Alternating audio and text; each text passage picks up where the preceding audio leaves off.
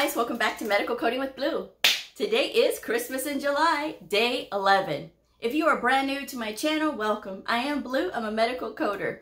So this Christmas in July season, I am sharing personal stories about my humble beginnings as a brand new medical coder. I am also sharing stories about myself. So I hope you all will enjoy this series, and if you've missed any of the previous episodes, I hope you'll catch up. I will leave the link for the Christmas in July series 2021 in the description box below. So today I am talking about my decision to leave the hospital that I was working at. Let us begin. All right. So everything had been going really well at this hospital that I was working at. I was working as a professional fee service coder or pro fee coder, and I was learning a lot. I was making a lot of really good money because I was working a lot of overtime, and I had made a great network of friends, and I was enjoying my time. I had my own office, so everything was very comfortably laid out, and it was comfortably laid out that anybody would have loved to continue being here. But my whole goal and the whole thing in the back of my mind the entire time was I wanted to get experience so that I could go back home and work in my hometown and be with my mom, because that was the ultimate goal. And I didn't want to be here in the first place at this second position, but this was the only way I was going to be able to get any kind of experience, because in my hometown, they were not going to hire me without experience every place I went to. And so I went through that dreaded time that we all brand new medical coders go through. So going through a temporary agency, that was how I got my break, right? And that was how I was able to get in. And being here and being comfortable and getting into a routine, you know, while it was comforting and it was so good because it prepared me, at the same time, I knew what my purpose there was, which was to get experience. And how awesome is it that my experience got to add up quicker because I was working longer hours, right? It wasn't just that I was just working regular hours. These were long hours. So I had more time and more practice in, and I was really learning how to efficiently work through pro fee coding and how to efficiently work through the charts and things like that. So all of that really did help. So being 6 months in, right, I recall being in a meeting and we were talking about jobs, right? And as a contractor for this position, I was guaranteed this position for 5 years because that's how long the agency had the contract. So I knew that there wasn't going to be any permanent coding positions opening unless it was something special. But for the most part, because they had gone through an agency for their coders, they weren't going to hire permanent employees at that hospital because they already had their temps, right? And so I knew it was going to be quite a while, which again, it was okay. I just need to be here long enough to get experience, and then I'm going to move on. So as we're in this meeting, and the meeting had ended and we're still talking about these positions, well, I had heard that a position was open at a hospital that was 2 hours away from my hometown. So I just listened. I didn't say anything. I just thought about it, and I said, this is almost perfect, because it's a position that, of course, I'm in the outpatient setting, and they're looking for an outpatient coder and somebody who's had a broad background in different specialties, which is what I had. So I was like, I could do this. And so I'm thinking to myself, right? And as I go back to my office and I'm just in my own thought bubble, and I'm thinking, if I leave here and I apply for this job and I get this job, I leave the comfort of the safety net of knowing the day-to-day, right? I am not the new person now. I'm 6 months in. I'm no longer new. I have experience now. And I'm thinking, well, if I apply, I still only technically have 9 months of experience, because I had the 3 months from the cancer center, and then I had the 6 months here. So I was like, is this going to be enough? Is this going to be sufficient? And so I had this thought the whole day in my head, and I'm going back and forth. And I remember leaving work that day, still thinking, you know, did I want to apply for this job? Was I ready? Was I ready enough to go? And part of me was very excited because it's 2 hours, and I had lived in this town before. So I knew where to go. I knew what to do. I knew all of this stuff. I knew it was going to take money to move, which I was okay because I had, right? Working overtime. And was I going to get brokenhearted if I didn't get it? And remembering that feeling that I had had not so long ago of rejection, you know, could I be okay with it if I got rejected again? And so I went home that night, and I remember going into my apartment, dropping off like my bag and everything, and going across the street to the vodka bar that was there. It's a bar and grill, so I had dinner. And I'm sitting there and I'm drinking a kamikaze. I'd had a kamikaze with dinner. And I'm just sitting there and I'm just enjoying this drink, and I'm enjoying the energy and the room and everything. The people already knew who I was, and they were like, hey, how you doing? I'm doing all right. But they had really good food, so I was just eating dinner. And then I walked home and I said, I'm going to apply. I'm going to apply. Like, the worst thing they can tell me is that I don't have enough experience yet, but I'm going to give it a shot. So I went home and I called my mom and I told her what happened. And I said, I'm going to apply for it. She said, well, good. She goes, I'm glad that you decided, you know.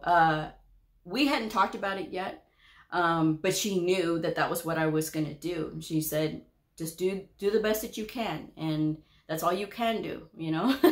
So she was encouraging me. She encouraged me all the way because she knew what my goal was, which was to come back home.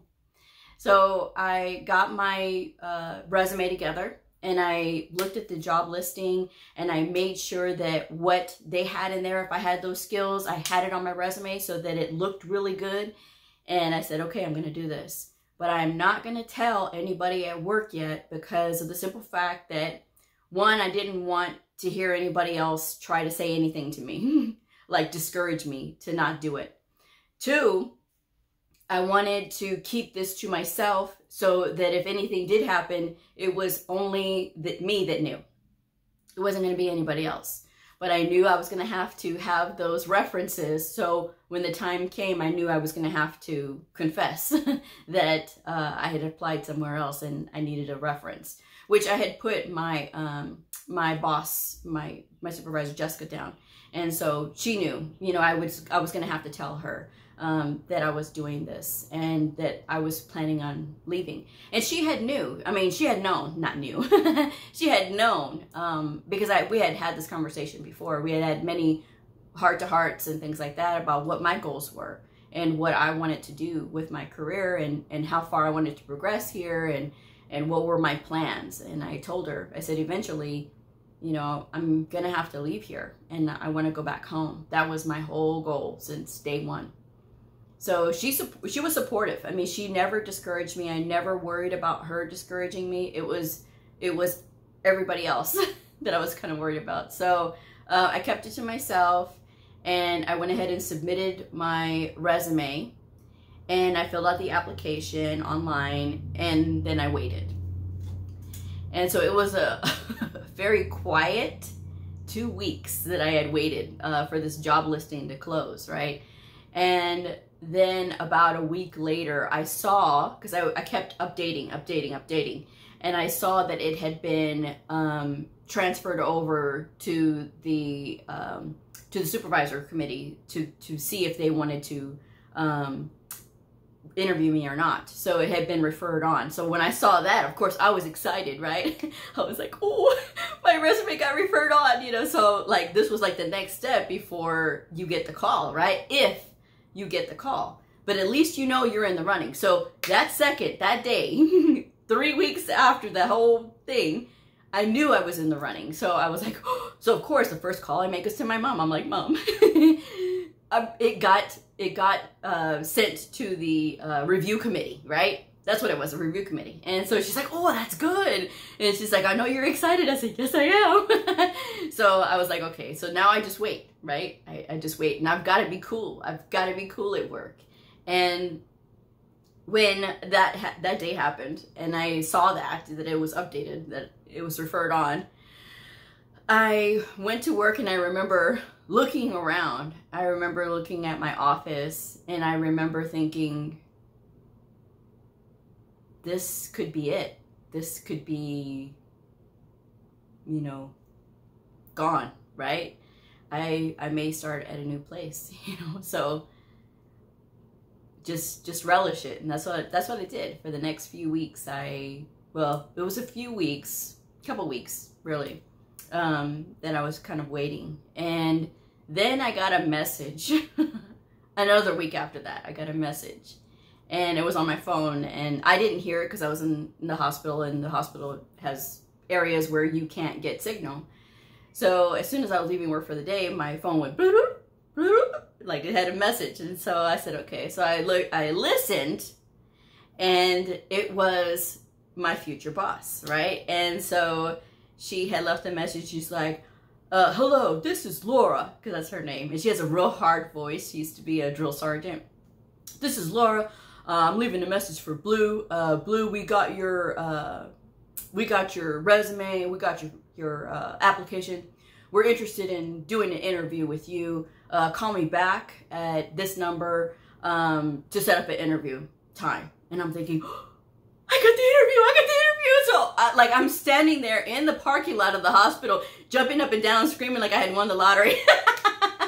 And I'm the next thing I'll do, I'm dialing my mom, and I'm like, Mom, I got the interview. And she's like, oh, that's awesome. She's like, relax, Blue, you'll be okay. And I'm just like, I'm starting to cry because I was so freaked out that, you know, what if this is it? You know, I hadn't even talked to them yet, you know, but I was just like, I had such a good feeling, and I was just like, I can't believe this. Like, my resume did so good that it went to there, and, you know, now I get this interview and everything. So, I tried to call her back. There was no answer, and there was no voicemail to pick up. So I was like, okay. I said, well, I will call her first thing in the morning. You know, first thing when I get in, you know, I'm going to call her. So I couldn't sleep. I swear I could not sleep that night. I was just so excited, you know, just to get the interview. Because think about this. You know, I had been applying before. I had gotten interviews, yes, but there was something about this call and the way that it sounded. It was just like, just sounded so promising, you know. And so I went and I called, right? It was about 8 o'clock in the morning, you know. And I was like, hello, this is Blue. I got your message. And she's like, oh yes, we're interested in interviewing you. How soon can we set this up? And I was like, well, I said, I don't know if you know this, but I'm not local, but she goes, oh yes, I know. I saw on your resume. She goes, that's fine. She goes, we can do a phone interview. And I was like, because I told her, I said, I can go there. She goes, no. She goes, we can do a phone interview. So I was like, oh, okay, that'll work. And there was no Zoom, right? There was no Zoom back then, right? And so I said, okay, that's fine. You know, she's like, all right. She goes, well, how does tomorrow sound? So I said, yeah, that's fine. That's fine. And so we had set up the interview for like, I think it was like 2 o'clock or something like that. It was in the afternoon, I know. And so I had told my boss, Jessica, after that, I said, well, thank you so much. I look forward to speaking with you. She's like, okay, we'll see you tomorrow. Again, hard voice, you know. And so I hung up the phone. I went down to Jessica's office, and I'm like, Jessica, can I talk to you? She's like, yeah. So she comes out. She's like, you're not quitting, are you? And I was like, not quitting, but she goes, I said, I have an interview. And she goes, you do? And I'm like, yes. But I said, it's tomorrow. It's over the phone, and I don't want to be here doing this interview. She said, no, that's fine. And then she said, just put in your leave. Go ahead and put it in today, and, you know, tomorrow you could just leave early. And since it's, you know, because I told her it's in the afternoon. So she goes, yeah, just put in your leave, and that'll be fine. And she gave me a hug, And she goes, I'm so excited for you. I'm happy for you. And then I said, I don't have it yet, but, and then she goes, no, she goes, I think that you're going to do really well. And she goes, did you put me down for your reference? I said, I did. And then I said, so if they call you, you know. And she goes, you got it. And so I said, okay. So I was so happy that day, right? But I didn't tell anybody else. I didn't tell my friends. I didn't tell anybody, you know, because I wanted to wait and see what happened. So, but I'll have to leave tomorrow to the interview episode because I'm already at 15 minutes. And I try to keep these around 15 minutes. So you'll have to tune in tomorrow to find out what happened at the interview. I'm going to go into a little bit more detail on the interview because I always kind of broad stroke the interview process when I've talked about it before, but there's a couple things that I remember now. So, but anyway, I hope you all have enjoyed this. And if you haven't had a chance to subscribe already, I hope that you do because it would be really great. And I will see y'all on the next episode. Bye.